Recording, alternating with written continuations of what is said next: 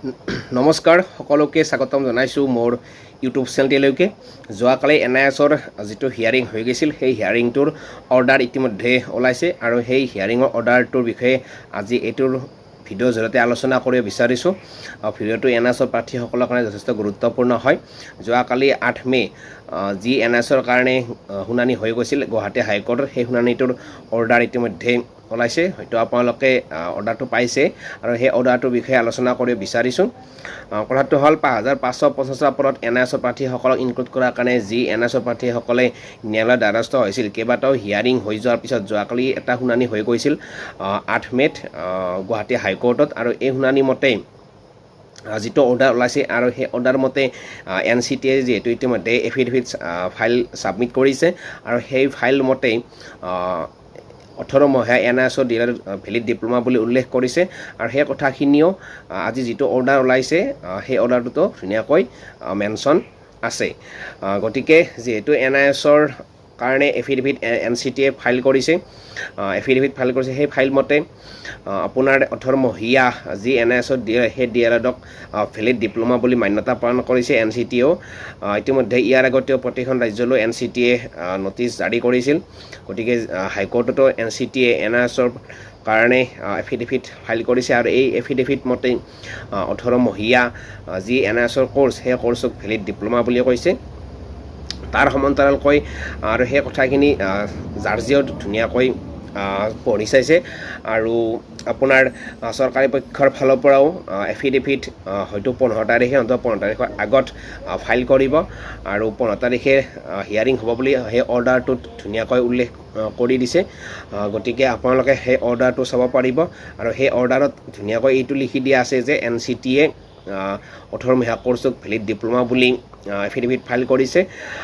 লগতে চৰকাৰী পক্ষৰ ফালৰ পৰাও 2 এদিনতে নতুবা 15 তাৰিখে এফিডেভিট ফাইল কৰিব আৰু 15 তাৰিখে কেছটো ডিছপ'জ হোৱাৰ সম্ভাৱনা আমি দেখিছোঁ, বহুত বেছিয়ে আমি সম্ভাৱনা দেখিছোঁ, কাৰণ বহুত দেৰি হৈ গ'ল, 6-7টা হিয়াৰিং হৈয়ে গ'ল ইতিমধ্যে। গতিকে সেইফালৰ পৰা চাবলৈ গ'লে 15 তাৰিখে হয়তো শেষৰটো হিয়াৰিং হ'বলৈ গৈ আছে, কাৰণ ইতিমধ্যে জাৰ্জে কথাখিনি বুজি পাইছে আৰু চৰকাৰী পক্ষৰ ফালৰ পৰাও 18 মহীয়া DLEDক মান্যতা প্ৰদান কৰিছে। গতিকে এতিয়া এফিডেভিট ফাইল কৰাৰ পিছত ৰায়দানটো 15 তাৰিখে আহিব। গতিকে NISৰ প্ৰাৰ্থীসকলে আৰু কিছুদিন অপেক্ষা কৰিব লাগিব 15 তাৰিখলৈকে। আজি 9 তাৰিখৰ মাজত আৰু 5টা দিন আছে। গতিকে এইখিনি সময় সকলোৱে ধৈৰ্য সহকাৰে থাকিব লাগিব। অহা 15 তাৰিখে NISৰ কাৰণে ৰায়দানটো আহিব।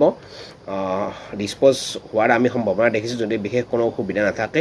চৰকাৰী পক্ষৰ ফালৰ পৰা এফিডেভিট হয়তো 15 তাৰিখে নতুবা তাৰ আগত 2 দিনৰ ভিতৰতে ফাইল কৰিব। গতিকে কেছটো সমাধানৰ পৰ্যায়লৈ গৈ আছে। সকলোকে ধৈৰ্য সহকাৰে থাকিবলৈ আমি অনুৰোধ কৰিছোঁ, কাৰণ আৰু বেছি দিন নাই, কাৰণ বহুত বেছি দেৰি হৈ গ'ল, বহুকেইটা হিয়াৰিং হ'ল।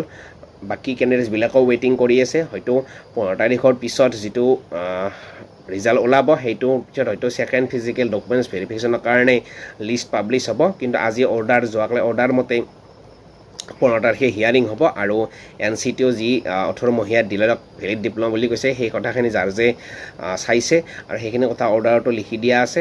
ঠিক তেনেকৈ চৰকাৰী পক্ষৰ ফালৰ পৰাও 2 এদিনতে মানে কি কৰিব, এফিডেভিট ফাইল কৰিব বা নতুবা 15 তাৰিখে কৰিব বা তাৰে আগত কৰিব। আৰু মুঠতে 15 তাৰিখে কেছটো কি হ'ব আপোনাৰ ডিছপ'জ হ'বলৈ গৈ আছে।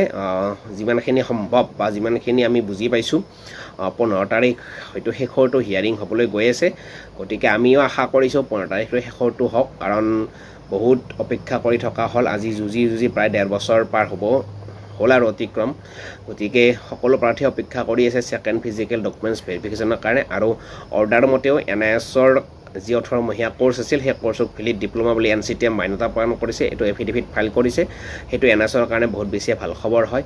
গতিকে যোৱাকালিৰ হিয়াৰিংটো চাই কিনে চৰকাৰী পক্ষৰ উকিলেও বুজি পাইছে যে 18 মহীয়া কোৰ্চটো ভেলিড ডিপ্ল'মা, এবাৰ যিহেতু NCTয়ে ৰুলছ বনাইছে বা NCTৰ ফালৰ পৰাই সেইটো ৰিকগনাইজ কৰা হৈছিল, গতিকে সেইটো বুজি পাইছে। গতিকে এতিয়া আৰু বিশেষ কোনো ধৰণৰ সমস্যা নাই, NISৰ পক্ষতে ৰিজাল্টটো হ'বলৈ গৈ আছে। 15 তাৰিখলৈ অপেক্ষা কৰক, আশা কৰিম সেইদিনাই শেষৰটো হিয়াৰিং হওক। ধন্যবাদ।